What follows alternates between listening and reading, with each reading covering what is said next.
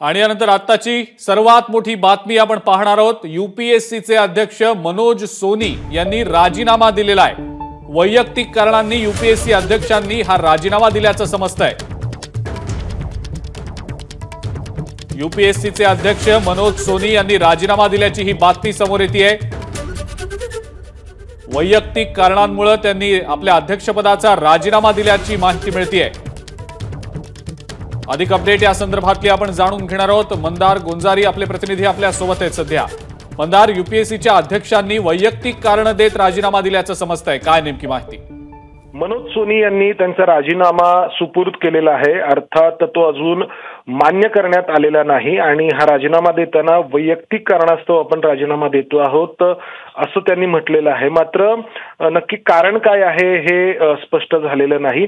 एकीकडे मनोज सोनी यांनी हे राजीनामा देणं आणि दुसरीकडे आपण पाहतो आहोत गेल्या काही दिवसांपासून सातत्याने पूजा खेडकर यांच्या माध्यमातून यूपीएससीच्या कार्यशैलीवरती प्रश्नचिन्ह निर्माण केलं जातंय। जी यूपीएससीची यंत्रणा आतापर्यंत अभेद्य मानली जात होती ती भेदली गेल्याचं पूजा खेडकर यांच्या प्रकरणातून समोर आलंय आणि त्यानंतर मोठ्या प्रमाणामध्ये यूपीएससीच्या कार्यशैलीवरती प्रश्न उपस्थित केले जात आहे आणि हे प्रश्न उपस्थित त्याच लोकांकडून केले जात आहे जे स्वतः आयएस राहिलेले आहेत किंवा वरिष्ठ अधिकारी राहिलेले आहेत, जे स्वतः यूपीएससीचा भाग राहिलेले आहेत। आणि या सगळ्या पार्श्वभूमीवरती मनोज सैनी यांनी त्यांचा कार्यकाळ संपण्याच्या आधीच राजीनामा दिलेला आहे। या दोन घटनांचा एकमेकांशी संबंध आहे का हे पाहावं लागेल। त्यांच्या राजीनाम्याचं कारण अद्याप समोर आलेलं नाही। ठीक आहे मंदार, धन्यवाद। सविस्तर माहिती आपण दिली त्याबद्दल। यूपीएससीच्या अध्यक्षांचा राजीनामा अद्याप स्वीकारलेला नाही अशी देखील माहिती मिळतेय। मात्र वैयक्तिक कारणांमुळे त्यांनी राजीनामा दिल्याची माहिती मिळतेय। खरंच या संदर्भातल्या ज्या अपडेट्स आहेत ते आपण सातत्याने जाणून घेणारच आहोत। मात्र यूपीएससी अध्यक्षांचा राजीनामा हा स्वीकारला गेलेला नाही अशी माहिती मिळतेय।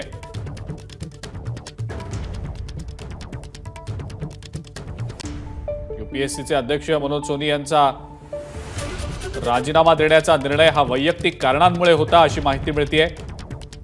सूत्रांकडून ही माहिती समोर येतेय।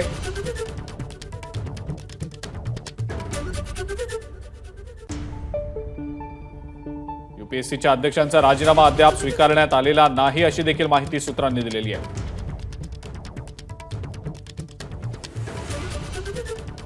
त्यांची 5 वर्षाची जी मुदत आहे ती मुदत पूर्ण होण्याआधीच त्यांनी राजीनामा दिल्याची माहिती मिळतेय।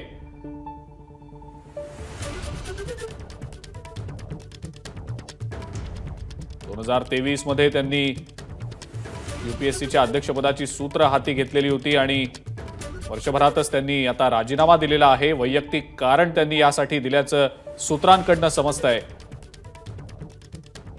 या सगळ्या घडामोडींच्या अनुषंगाने आता आश्चर्य व्यक्त केलं जात आहे।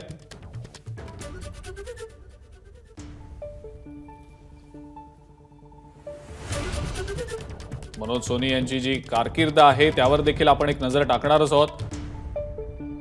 मात्र वैयक्तिक कारण देत त्यांनी आपल्या अध्यक्षपदाचा राजीनामा दिल्याची माहिती सूत्रांनी दिलेली आहे। गेल्या वर्षी खरं तर त्यांनी यूपीएससीच्या अध्यक्षपदाची सूत्र स्वीकारलेली होती आणि वर्षभरातच आपल्या अध्यक्षपदाचा त्यांनी राजीनामा दिलेला आहे। 5 वर्षांचा त्यांचा कार्यकाळ होता। मात्र 5 वर्षांची ही मुदत पूर्ण होण्याआधीच त्यांनी आपल्या अध्यक्षपदाचा राजीनामा दिलाय। सूत्रांनी जी माहिती एबीपी माझाला दिलेली आहे त्यानुसार त्यांचा राजीनामा अद्याप स्वीकारला गेलेला नाही।